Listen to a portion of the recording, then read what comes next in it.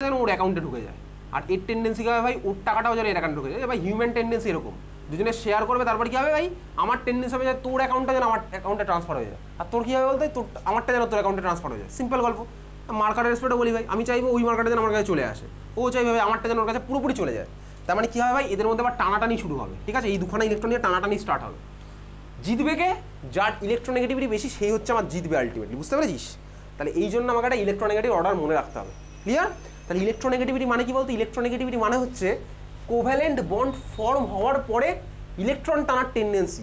Electronegativity মানে কি ভাই, কোভ্যালেন্ট বন্ড ফর্ম হওয়ার পর ইলেকট্রন টানার টেন্ডেন্সি। আর ইলেকট্রন অ্যাফিনিটি মানে ছিল বলতে কি, একা একা ছিল ভাই, নিউট্রাল আইসোলেটেড অ্যাটম ছিল, তখন ওর মধ্যে ইলেকট্রন অ্যাড করলে যে অ্যামাউন্ট অফ এনার্জি রিলিজ হয়, দুটোর মধ্যে ডিফারেন্স আছে। তাহলে ইলেকট্রন অ্যাফিনিটি মানে একা একা যখন ছিল তখন ভাই ইলেকট্রন অ্যাড কীরকম কী হচ্ছে, আর ইলেকট্রোনেগেটিভিটি মানে কি ভাই, কোভ্যালেন্ট বন্ড ফর্ম হওয়ার পরে ইলেকট্রন টানার টেন্ডেন্সি। বুঝতে পেরেছিস? বোঝা গেছে? তাহলে এইবারে তুই বল এখানে জিতবে কে, তার জন্য আমাকে মনে রাখতে হবে ইলেকট্রোনেগেটিভিটির অর্ডার।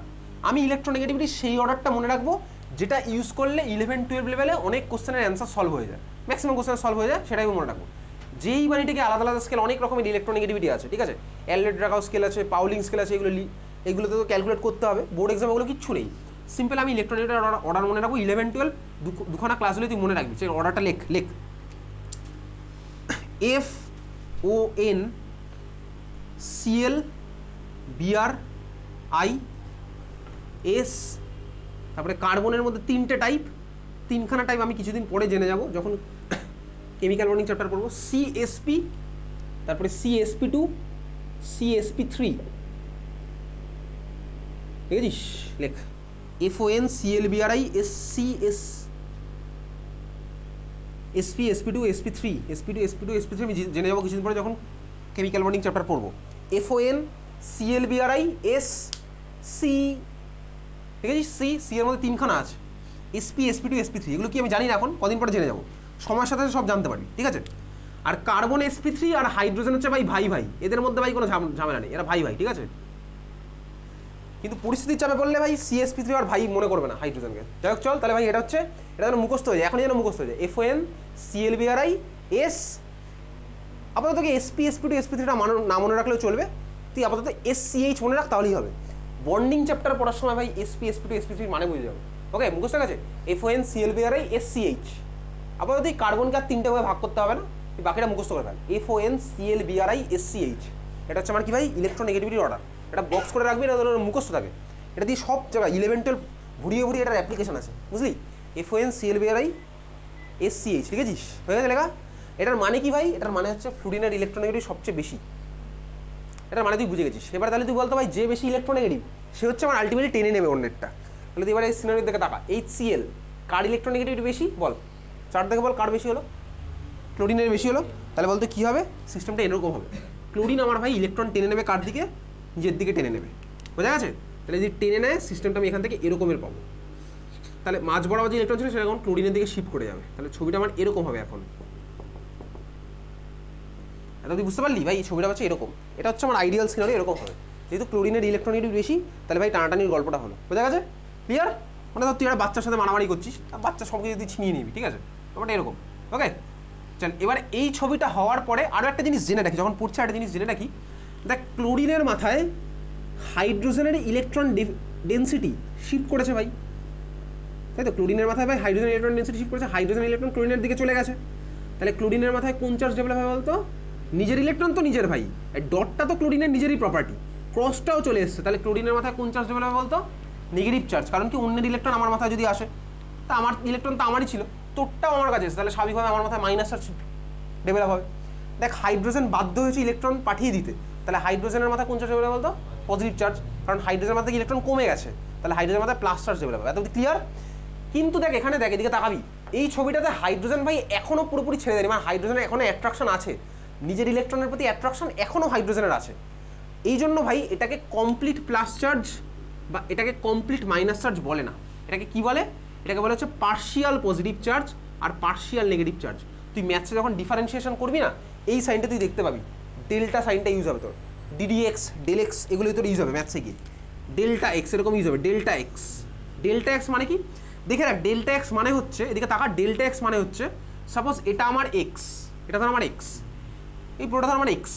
এক্সের মধ্যে তুই স্মলেস্ট পসিবল যতটা কাটতে পারবি, তুই এক্সের মধ্যে স্মলেস্ট পসিবল যতটা কাটতে পারবি সেটাকে বলা হচ্ছে ডেল এক্স। এগুলো তুই ম্যাথসে গিয়ে ক্যালকুলেশন পড়বি, ঠিক আছে? তাহলে ডেল এক্স মানে কি বলতো ইনফাইনাইট স্মল, যতটা স্মলেস্ট পসিবল তোর পক্ষে কাটা পসিবল, বুঝতে পারছিস? তাহলে এটাকে বলা হচ্ছে আমার ডেল এক্স। ক্লিয়ার? তাহলে ম্যাথসে গিয়ে যেটা পড়বি, তাহলে এখানে আমি এখানে জাস্ট লিখে রাখলাম ডেল্টা প্লাস আর ডেল্টা মাইনাস। তাহলে খাতার মধ্যে লিখে রাখ ডেল্টা প্লাস আর ডেল্টা মাইনাস মানে লিখবি পার্শিয়াল চার্জ। পজিটিভ মানে আর যে পজিটিভ সেটা লিখছি না ভাই, ডেল্টা মানে যে লিখে রাখলি বলতো পার্শিয়াল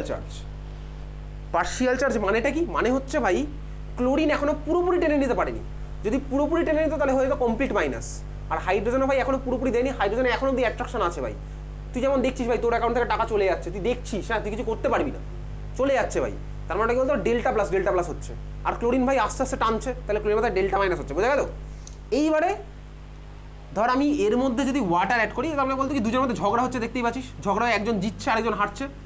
তুই দেখেছিস ভাই এগুলো রিয়েল লাইফ এক্সাম্পল, দুজন যখন ঝগড়া করছে থার্ড পার্সন সিঙ্গুলার নাম্বার দেখবি মাঝখানে একজন আসে, যে এমন একটা কথা বলে ভাই দুজনকে ভাই আরও ভাই ভেঙে দিয়ে চলে যাবে, একদম সিম্পল ব্যাপার। দুটো বন্ধুর মধ্যে ঝামেলা হচ্ছিল, হয়তো ঠিকঠাক হয়ে যেত, কিন্তু দেখ 3 নম্বর একজন ব্যক্তি আসবে যে এসে কী করবে বলতো, ও পুরোপুরি ভেঙে দিয়ে চলে যাবে। এই কাজটা করেছে ওয়াটার। এটাকে বলে কি ভাই, এগুলো সব ফোর্সের গল্প, এটা হচ্ছে ওয়াটার করে, এটাকে বলে ওয়াটারের ডাইইলেকট্রিক প্রপার্টি। যেটা তুই ফিজিক্সে গিয়ে ক্লাস 12 পড়বি, তাহলে ওয়াটারের ডাইইলেকট্রিক প্রপার্টি সবচেয়ে বেশি, মানে ওয়াটার কি এরকম পুরোপুরি ভেঙে দিয়ে চলে যায়, ঠিক আছে? তাহলে ভাই HCl এর মধ্যে যদি আমি ওয়াটার এবার অ্যাড করি তাহলে আমার কি হয় দেখ, ওয়াটার অ্যাড করা মানে এটাকে তোর বইয়ের মধ্যে দেখবি লেখা থাকে অ্যাকোয়াস ভার্সন, দেখবি তুই লেখা থাকতো ছোটবেলায় বইয়ের মধ্যে HCl ব্র্যাকেটে AQ, এটার মানে কি বলতো HCl এর মধ্যে ওয়াটার অ্যাড করা হয়েছে। যদি আমি অ্যাড করি তার মানে কি হচ্ছে, ঠান্ডা মাথায় দেখবি এবার পুরোপুরি ভেঙে যাবে। পুরোপুরি ভেঙে গেলে আমার কি হবে, দুখানা স্পিসিস পাবো। এবার ভাই আর হাইড্রোজেনের ইলেকট্রন পুরোপুরি চলে গেছে, তাহলে তখন হবে হচ্ছে ভাই কমপ্লিট মাইনাস আর এর মাথায় কমপ্লিট প্লাস, বুঝলি? এই জন্য তুই ছোটবেলায় একটা জিনিস পড়েছিলি, aqueous solution of HCl gives H plus আর Cl মাইনাস। অ্যাকোয়াস সলিউশন হতে হবে ভাই, জল না দিলে এই খেলাটা আমার হবে না, জল গিয়ে এই খেলাটা খেলবে, ঠিক আছে? জল গিয়ে আমার কী করবে বলতো, দুজনের মাঝখানে বন্ডটা পুরোপুরি ভেঙে দেবে, বুঝতে পারলি? তাহলে এগুলোর রিজন কি, এত কিছু যে হলো তার মেন রিজন দেখো হচ্ছে ইলেকট্রোনেগেটিভিটি ডিফারেন্স ছিল বলে এগুলো আমার হয়েছে, বোঝা গেছে? ক্লিয়ার? বুঝতে পেরেছিস? তাহলে এই হচ্ছিল আমার ইলেকট্রোনেগেটিভিটি পার্ট। আবার ভাই কেমিক্যাল বন্ডিং চ্যাপ্টারে আরেকবার পড়বে জিনিসটা। তাহলে ইলেকট্রোনেগেটিভিটি মানে কি, কেমিক্যাল বন্ডিং ফর্ম হওয়ার পর, কোভ্যালেন্ট বন্ড ফর্ম হওয়ার পর ইলেকট্রন টানার টেন্ডেন্সি, এটাকে আমার কি বলে ভাই, ইলেকট্রোনেগেটিভিটি, বুঝতে পেরেছিস? কোভ্যালেন্ট বন্ড ফর্ম হওয়ার পর ইলেকট্রন টানার টেন্ডেন্সি, বোঝা গেছে? স্বাভাবিকভাবে এবার তুই বল আমাকে এই বন্ডটার মধ্যে, এই বন্ডটা ভাই Cl2 বন্ড মানে কি, দুখানা ক্লোরিন একটা করে শেয়ার করেছে, তুই বল এখানে কি টানাটানি হবে? হবে না, কেন হবে না? কারণ ভাই তুই যদি তোর সাথেই মারামারি করিস কে জিতবে ভাই, দুজনের তো এনার্জি সেম, দুজনেই ভাই ক্লোরিন, তো দুজনেই ভাই সেম টানবে, তাহলে যে মাঝখানে যাবে সে মাঝখানেই পড়ে থাকবে, বোঝা গেছে?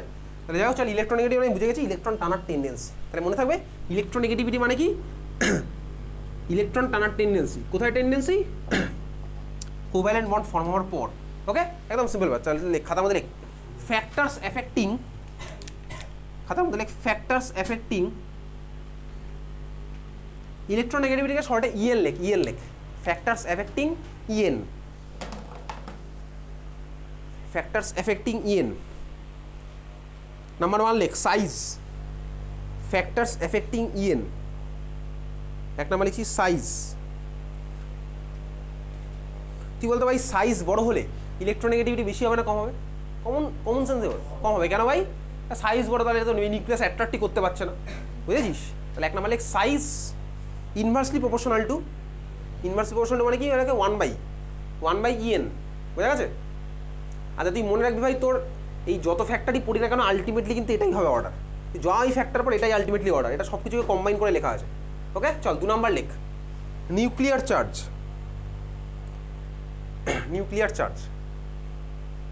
আচ্ছা বল নিউক্লিয়ার চার্জ বেশি হলে ইলেকট্রোনেগেটিভ বেশি হবে না কম হবে? বেশি হবে, কারণ কি ভাই নিউক্লিয়ার চার্জ বেশি, টানবে বেশি। তাহলে 2 নাম্বার লেখ nuclear charge directly proportional to EN। তাহলে 2 নাম্বার লিখছিস কি nuclear charge directly proportional to EN লিখেছিস। 3 number লেখ, 3 নাম্বারের কিছু নেই ভাই, এই দুটোই সাফিসিয়েন্ট, কারণ ইলেকট্রোনেগেটিভে সেরকম কোনো কোশ্চেন আসবে না। আচ্ছা একটা জিনিস হচ্ছে এই যে ভ্যালু আমাদের সিলেবাসে নেই, বোর্ডে নেই, আলাদা আলাদা স্কেলে কিন্তু ভ্যালু আলাদা আলাদা। ধর নাইট্রোজেনের ভ্যালু পাউলিং স্কেলে 3 হতে পারে, অ্যালড্রাগাউ স্কেলে 7 হতে পারে, আলাদা আলাদা স্কেল আলাদা আলাদা হবে, ঠিক আছে? স্কেল আমাদের বোর্ডে নেই। ওকে চল, তাহলে এই হচ্ছে আমাদের ভাই ইলেকট্রোনেগেটিভ পার্ট। ক্লিয়ার? খাতা heading the trend across the period,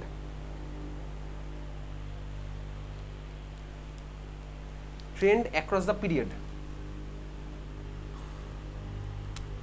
চল পিরিয়ড মানে কি, আমি লেফট থেকে রাইটে যাব, ইলেকট্রোনেগেটিভিটি আমার কী হবে, লেফট থেকে রাইটে যাবো, ইলেকট্রোনেগেটিভিটি কী হবে বলতো, কী হবে ইলেকট্রোনেগেটিভিটি? বাড়বে। কেন ভাই? সাইজ বাড়বে, সাইজ কমবে, সরি সাইজ যদি কমে তাহলে ভাই ইলেকট্রোনেগেটিভিটি, ইলেকট্রন টানার টেন্ডেন্সি বাড়ছে। ইনার্ট গ্যাস ভাই এই সিনারিওতে নেই, ইনার্ট গ্যাসে তো জিরো ইলেকট্রোনেগেটিভিটি, ইনার্ট গ্যাস তো টানবেই না, ও তো বন্ডই ফর্ম করে না, বন্ড যে ফর্ম করে সে আবার টানবে কোথা থেকে, বুঝতে পেরেছিস? ক্লিয়ার? তাহলে ভাই লেফট টু রাইটে গেলে আমার কী হচ্ছে, ইলেকট্রোনেগেটিভিটি কী হচ্ছে, কী হলো ভাই, বাড়লো। সাইজ আমি আর লিখলাম না, আমি জানি ভাই সাইজ আমার কমে যাবে, ইলেকট্রোনেগেটিভ বেড়েছে। এটা তুই ক্লিয়ার বুঝলি? ওকে চল তাহলে আমার ভাই হয়ে গেছে, এই অর্ডার পড়া মানেই তো সব শেষ, আর কিছু দরকার নেই, তাও এমনি পড়ে রাখছি। তাহলে অ্যাক্রস দ্য পিরিয়ড আমার হয়ে গেল। পরেরটা লেখ, 2 নম্বর লেখ across the group, sorry down the group, 2 নম্বর লেখ down the group, down the group, down the group, down the group. তাহলে ভাই আপ টু ডাউন যাবো, তাহলে ভাই উপর থেকে নিচের দিকে গেলে বাড়বে না কমবে, ইলেকট্রোনেগেটিভিটি কমবে। কেন ভাই? সাইজ বাড়ছে, বুঝলি? তাহলে ভাই সাইজ বাড়ছে, তাহলে আমার কি হলো, ইলেকট্রোনেগেটিভিটি কমলো। এই দিয়েই তো সব অ্যান্সার হয়ে যাবে বোর্ডের জন্য অন্তত। যেই বা এটাকে তোকে ক্যালকুলেট করতে হবে কত ভ্যালু কার, আমাদের করে নেই সিলেবাস, ঠিক আছে বুঝেছিস? ক্লিয়ার? তাহলে তুই বলতো লেখ, কোশ্চেন লিখে এটা, order of electronegativity, order of electronegativity একদম ঠান্ডা মাথায় ভাবলে হয়ে যাবে, অর্ডার অফ ইলেকট্রোনেগেটিভিটি লেখ, আরবি, আরবি ঠিক আছে, capital R small B, comma L I lithium, comma C S capital C small S, comma N A মানে সোডিয়াম, কমা কে। ঠিক আছিস? বল এদের কী হয় বলতো অর্ডার, ইলেকট্রোনেগেটিভিটি অর্ডার কী হয় বল, বলে ফেল, বলে fail. Lithium, sodium, potassium, rubidium. সবচেয়ে বেশি কার ভাই? লিথিয়ামের। কীভাবে বুঝলাম? এটা ভাই সবাই সেম গ্রুপ নাম্বার 1-এর এলিমেন্ট, প্রত্যেকটা যে গ্রুপ নাম্বার 1-এর এলিমেন্ট। তাহলে ভাই গ্রুপ নাম্বার 1-এ কারা আছে সেটা তো মনে রাখতে হয়েছে। গ্রুপ নাম্বার 1-এ কীভাবে থাকে? Lithium, sodium, potassium, rubidium, caesium. Lithium, sodium, potassium, rubidium, caesium. তাহলে সবচেয়ে বেশি কার হবে? লিথিয়ামের সবচেয়ে বেশি। তারপরে গেলো ভাই lithium greater than sodium, greater than potassium, greater than rubidium, greater than caesium. বুঝতে পেরেছিস? তাহলে এই হচ্ছে আমাদের ভাই ইলেকট্রনিক অর্ডার। আর কি কোশ্চেন আসবে? আর কিছুই কোশ্চেন আসে না। চল এবারে বার করি হচ্ছে পিডিএফটা, যেটা 1 নম্বর পিডিএফ যেটা বানানো সেটা। চল বার কর।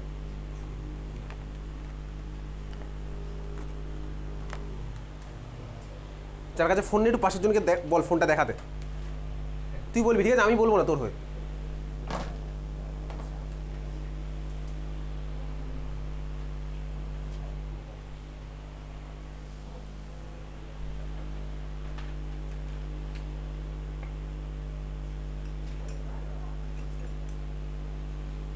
হয়ে বার করেছিস পিডিএফটা? চল হয়ে গেছে, আমাদের পিরিয়ড টেবিল চ্যাপ্টার শেষ।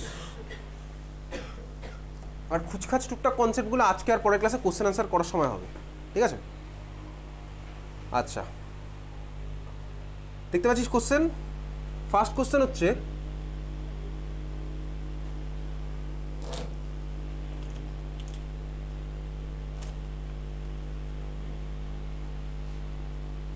কোশ্চেন নাম্বার 3, কোশ্চেন নাম্বার 3 এর অ্যাসারশনটা বল ঠিক আছে না ভুল আছে। কোশ্চেন নাম্বার 3, কোশ্চেন নাম্বার 3 আগের দিন হয়ে গেছে, সরি তো ভাই আয়নাইজেশন এনার্জি তো হয়ে গেছে, সরি সরি কোশ্চেন নাম্বার 3 হয়ে গেছে। Question number 6, question number 6, question number 6 বল। এটা যদিও প্রথম ক্লাস থেকেই পড়া হয়ে যাবে।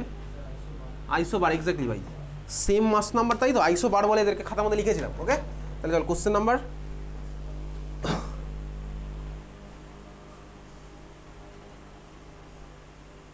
6 আমার করা হয়ে গেছে। নেক্সট যেগুলো করা হয়ে যাবে তুই একটু নোট করে রাখবি। কোশ্চেন নাম্বার 8-এর সি বল দেখি কী হবে। কোশ্চেন নাম্বার 8-এর সি,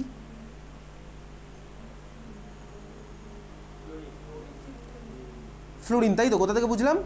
যে কটা অপশান দিয়েছে তার মধ্যে, আমি তো জানি ভাই এই যে অর্ডার লিখেছিলাম তোর খাতায় লেখা আছে FON CLBR SCH, তাহলে ফ্লোরিন হচ্ছে এদের মধ্যে হাইয়েস্ট, ঠিক আছে?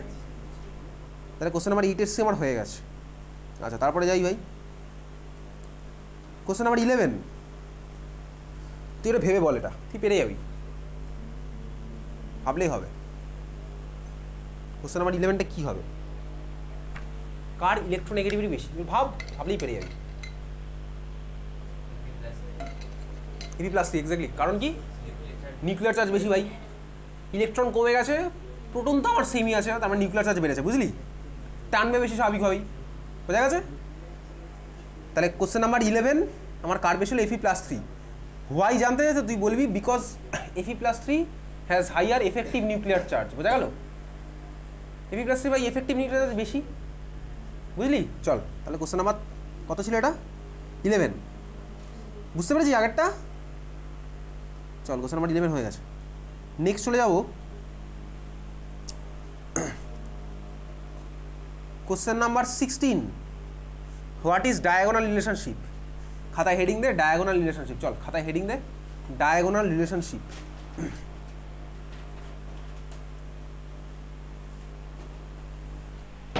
ডায়াগোনাল রিলেশনশিপ, চল ডায়াগোনাল রিলেশনশিপ ক্লাস 10-এ পিরিয়ড টেবিল চ্যাপ্টারের মধ্যে পড়েছিলি এই লাইনটা, ডায়াগোনাল রিলেশনশিপ।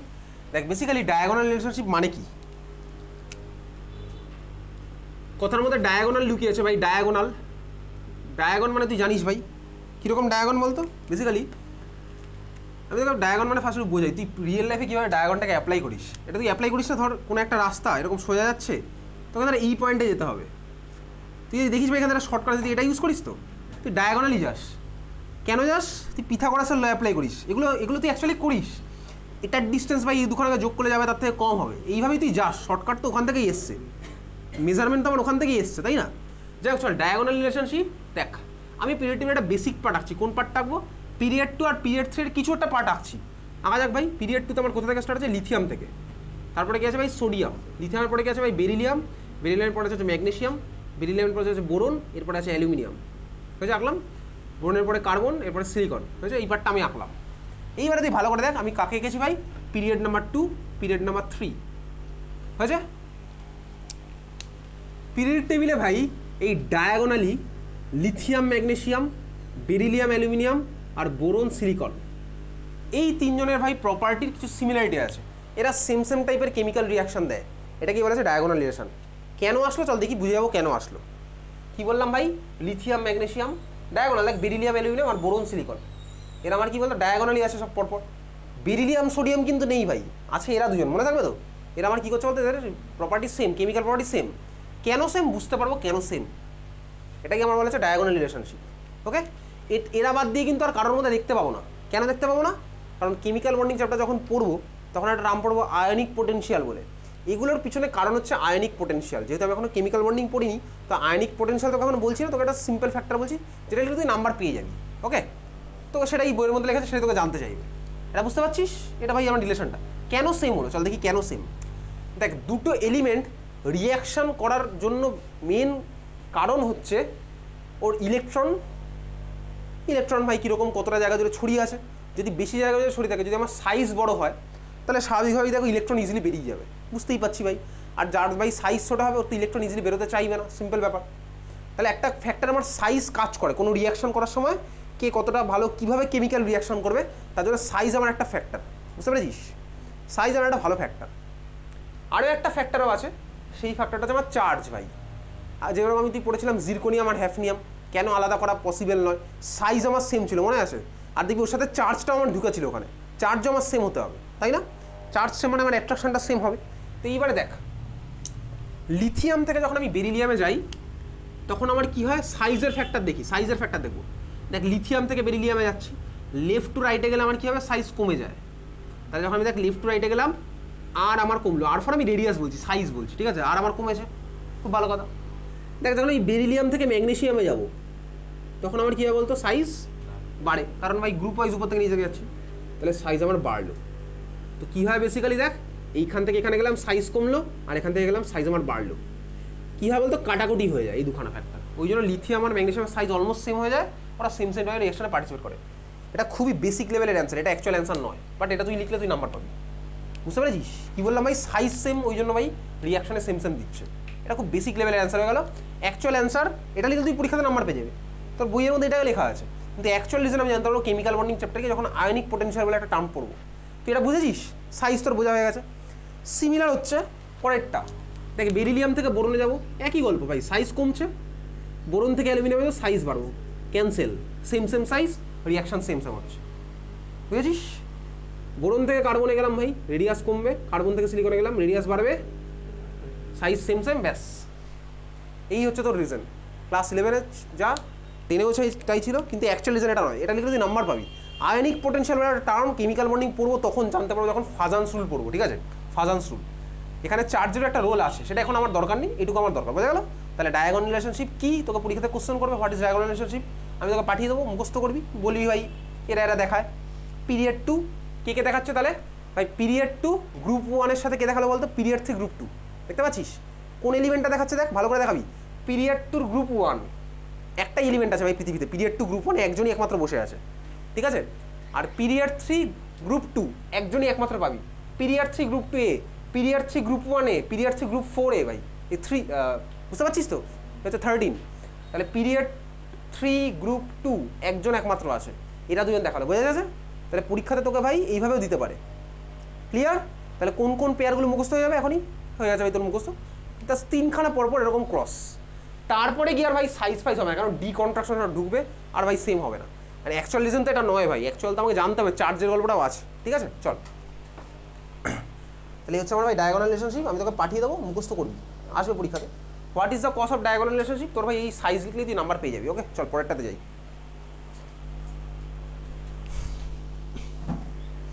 এটা কত নম্বর কোশ্চেন ছিল? Question number 16।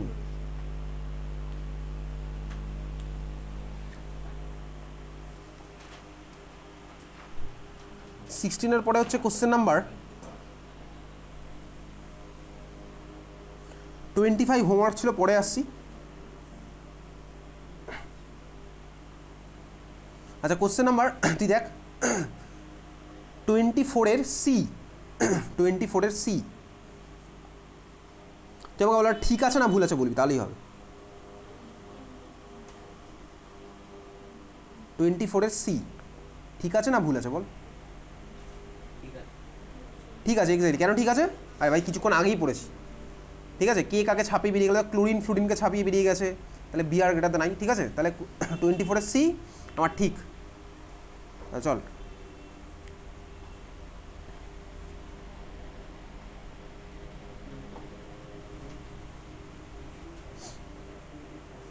আচ্ছা সিমিলার হতে দেখ একটা কোশ্চেন, কোশ্চেন নাম্বার 22।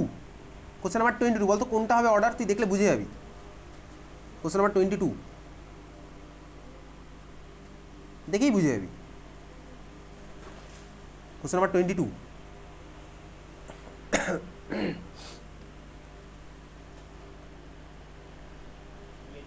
কোনটা হবে? সি এরটা, এক্স্যাক্টলি। ওই যে ভাই সিএল গ্রেটার দ্যান এফ ছিল তো, দেখ এটাকে অন্যভাবে লিখেছে, একই লিখেছে, দুদিকে শুধু গ্রেটার দ্যান লেসেন ইউজ করেছে, বোঝা যাচ্ছে? তাহলে কোশ্চেন নাম্বার 22 হচ্ছে সি, এই কিছুক্ষণ আগে পড়েছি। আচ্ছা নেক্সট চলে যাবো, এই পেজে আর কিছু নেই, 25টা পরে আসছি। ও আরও একটা আছে 26, কোশ্চেন নাম্বার 26। 26 বল, 26 কী হবে? হাইয়েস্ট ফার্স্ট ইলেকট্রন অ্যাফিনিটি কার বেশি হবে? কার হবে? ফ্লুরিন ভাই, ফ্লুরিন। দেখবি ওই চারটের মধ্যেই তোকে কম্পারিজন দেবে, তাহলে ফ্লুরিন আমার বেশি, বোঝা গেছে? চল, কোশ্চেন নাম্বার 36 হচ্ছে আমার ফ্লুরিন অ্যান্সার।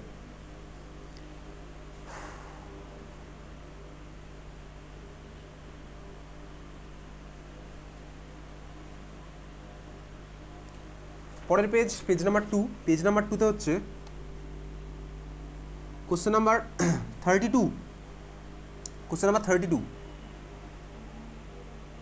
এটা বলে ফেল।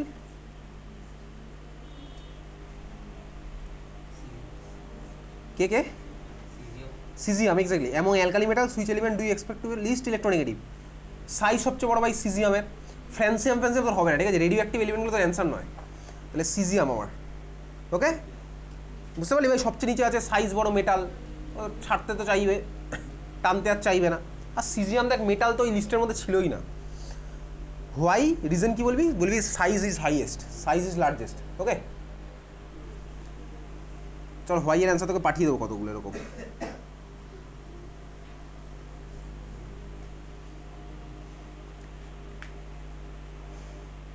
আচ্ছা নেক্সট হচ্ছে পরের কোশ্চেনে 33। কী হবে বল? ফার্স্টের অপশানটা কী হবে? সেম।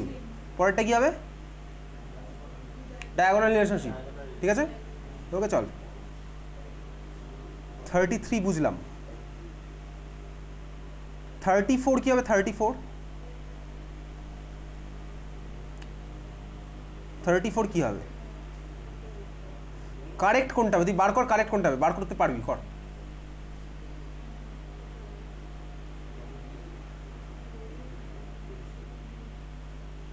থার্টি ফোরটা কারেক্ট কোনটা হবে? অপশান দেখে তুই ভাবলি পেয়ে। হ্যাঁ কে? 34 2 electron affinity sure?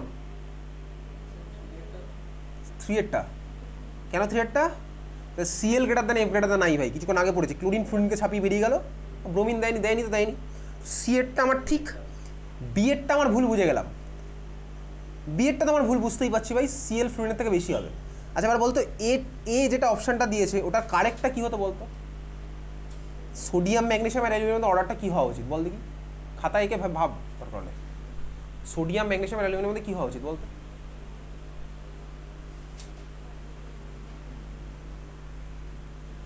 Sodium magnesium aluminium কী হওয়া উচিত? অ্যালুমিনিয়াম সবচেয়ে বেশি, কারণ কি ভাই? ওই যে ভাই ওরা সেম পিরিয়ডে আছে, sodium magnesium aluminium period number 3-তে আছে, ঠিক আছে? লেফট টু রাইটে যাচ্ছি, তাহলে ভাই সাইজ কমছে, ইলেকট্রন অ্যাফিনিটি বাড়ছে, তাহলে অ্যালুমিনিয়ামের বেশি হওয়া উচিত ছিল, বোঝা গেল? আচ্ছা একইভাবে তোমার বল অপশান নাম্বার ডি একদম লাস্টে যেটা আছে ওটা ঠিক কী হওয়া উচিত? Nitrogen phosphorus arsenic. আর্সেনিকের অ্যাটমিক নাম্বার তোকে মুখস্থ করতে বলেছিলাম, মনে আছে? 36 পর্যন্ত মুখস্থ করতে কিন্তু বলেছি। 30 অবধি আমি ক্লাসে লিখিয়েছিলাম, 36 অবধি করতে বলেছিলাম। তো বল কী হবে এদের? নাইট্রোজেন ফসফরাস আর্সেনিক কোথায় আছে ভাই? কোথায় আছে এটা? সেম গ্রুপেই আছে। 1 থেকে 36 কিন্তু তোর মনে আছে কোন পিরিয়ডে কোন গ্রুপে কে আছে। তো ভাই বল কী হবে, অর্ডারটা কী হবে বল? সেম গ্রুপে আছে, তাহলে কী হবে? এক্স্যাক্টলি কার বেশি হবে সবচেয়ে? নাইট্রোজেনের সবচেয়ে বেশি, তারপরে কি হচ্ছে ভাই? ফসফরাস, তারপরে কি ভাই? আর্সেনিক, বুঝলি? তাহলে ঠিক অর্ডারটা হচ্ছে যে N greater than P greater than S, এটা হচ্ছে ঠিক হওয়া উচিত ছিল। ওকে চল তাহলে 34 বুঝতে পেরেছি, 34 চল পরেরটা চলে যাই।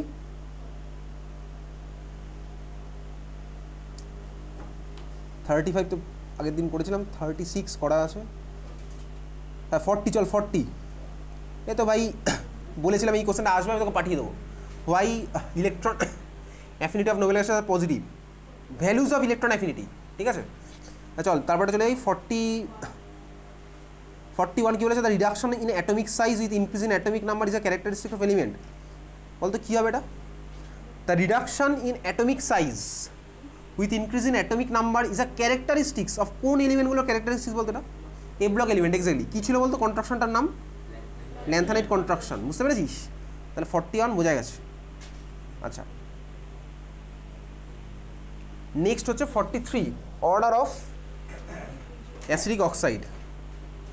ওকে চল খাতার মধ্যে বার কর, একটু কোনো একটা ক্লাসে পড়েছিলাম অক্সাইডগুলো, খাতার মধ্যে বার কর দেখ, অক্সাইডগুলোর অ্যাসিডিক নেচার পড়েছিলাম না ক্লাসে, টেবিলের ফার্স্ট বা সেকেন্ড ক্লাসেই পড়েছি, ঠিক আছে? কোন অক্সাইডের কি ক্যারেক্টার। এবার একটু কতগুলো এক্সাম্পল একটু মনে রাখবো, ঠিক আছে? তুই এটার অ্যান্সার আগে বল, তারপর আমি এক্সাম্পলে আসছি। তাহলে আমার কী ছিল বলতো? কোশ্চেনটা বলেছে acidic nature of oxide, acidic nature of oxide বল দেখি কী হবে এটার অ্যান্সার। কোশ্চেনে যা বলেছে ভাই, কোশ্চেনে যা বলেছে 43 কোশ্চেন নাম্বার 43।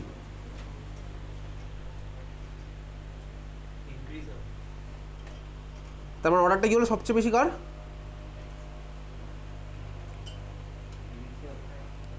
কার সবচেয়ে বেশি? নাইট্রোজেন। কীভাবে বুঝলাম দেখ ভালো করে বুঝি, যে 5টা দেওয়া আছে 5টাই হচ্ছে আমার সেম পিরিয়ডের element, lithium, beryllium, boron, carbon, nitrogen, 5টাই ভাই আমার সেম পিরিয়ডে আছে, বুঝতে পারছিস? তো যদি ভাই সেম পিরিয়ডে থাকে তো পিরিয়ড ওয়াইজ লেফট টু রাইটে গেলে আমার কী হতো বলতো? অ্যাসিডিক ক্যারেক্টার কী হতো? বাড়তো। পিরিয়ড ওয়াইজ লেফট টু রাইটে গেলে আমার অ্যাসিডিক ক্যারেক্টার বাড়তো, মেটালিক ক্যারেক্টার কমতো বলে, ঠিক আছে? মনে আছে? করেছিলাম ভাই, খাতার মধ্যে লেখা আছে, তুমি কনক্লুশন সুন্দর করে। তাহলে আমার অর্ডারটা কী হলো? N2O3 greater than CO2 greater than B2O3 greater than BO greater than Li2, একদম সিম্পল ভাই, পুরো লেফট টু রাইটে যাচ্ছে, তাহলে আমার অ্যাসিডিক ক্যারেক্টার বাড়ছে। এবার খাতার মধ্যে লেখ কতগুলো অ্যাসিডিক অক্সাইডের এক্সাম্পল লেখ, খাতার মধ্যে লেখ অ্যাসিডিক অক্সাইডস কতগুলো এক্সাম্পল লেখ। লেখ CrO3 মানে ক্রোমিয়াম CrO3 অনেকগুলো লিখবো, ঠিক আছে? CrO3 কমা B2O3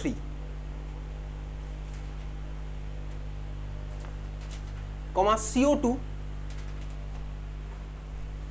কমা N2O5 কমা SO3 সালফার ট্রাইঅক্সাইড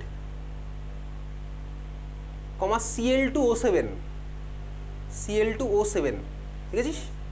ওকে, হয়ে গেছে লেখা? দেখ ভাই, একটা মেটালের অনেক রকম বা নন মেটালের অনেক রকম অক্সাইড পসিবল। যেমন সালফার, এখানে SO3 লিখলাম, SO2 কিন্তু আমার ভাই সালফিউরিক অ্যাসিড কম ফর্ম করে, SO2 আমার কিন্তু অন্য অ্যাসিড ফর্ম করে দেয়। তো এখানে সেগুলোই লিখছি যেগুলো হচ্ছে বেশি বেশি অ্যাসিডিক নেচার শো করে। এটা ভাই অনেক স্কুলে ভাই পড়তে লাগেই না, কোনো কোনো স্কুলে ভাই একটু মুখস্থ করে তোকে যেতে হবে, ঠিক আছে? চল পরেরটা লিখ, বেসিক অক্সাইড। বেসিক অক্সাইডের এক্সাম্পল লিখ Na2O, K2O, আর পরে লিখ Li2O,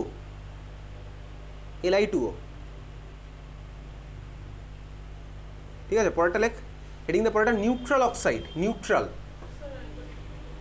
K2O, Li2O, Na2O, ঠিক আছে? পরেরটা লেখ নিউট্রাল অক্সাইড, যারা কিছুই বানাবে না, অ্যামফোটেরিক না কিন্তু, অ্যামফোটেরিক মানে দুখানাই বানায়, নিউট্রাল মানে যারা কিছু বানাবে না ভাই, সবাইকে বানাতে হবে কোনো কথা নেই। নিউট্রাল অক্সাইড লেখ কার্বন মনোঅক্সাইড CO, ঠিক আছে? CO capital C capital O, কমা দিয়ে লেখ NO, ঠিক আছে? তারপরে লেখ N2O, ওকে? আচ্ছা, পরেরটা লেখ, নিউট্রাল গেল, পরেরটা লিখবে হচ্ছে অ্যামফোটেরিক অক্সাইড। অ্যামফোটেরিক মানে কি, যারা ভাই অ্যাসিড বানাবে, বেসও বানাবে, ঠিক আছে? অ্যামফোটেরিক অক্সাইড লিখেছিস? দেখ, এগুলো জানিস তো, আগে আমাদের এই পুরো জিনিসগুলো ছিল প্রি ব্লক কেমিস্ট্রির মধ্যে, ক্লাস 11-এর সিলেবাসে ছিল। এখন আর এই চ্যাপ্টারগুলো বাদ দিয়ে দিয়েছে, বাট এইগুলো কোশ্চেন, এই যে স্কুল ভাই এই মায়া ত্যাগ করতে পারেনি এখন, তারা করে এই কোশ্চেনগুলো। সেন্ট্রাল মডার্ন তাদের মধ্যে অন্যতম, ঠিক আছে? অ্যামফোটেরিক অক্সাইড লেখ, এক্সাম্পল লেখ Cr2O3 কমা বেরিলিয়াম অক্সাইড, হ্যাঁ BeO, ঠিক আছে? BeO। পরেরটা লেখ, সিলিকন দিয়েও হবে, পরেরটা লেখ Al2O3 মানে লিখেছিলাম আগের দিন, Al2O3।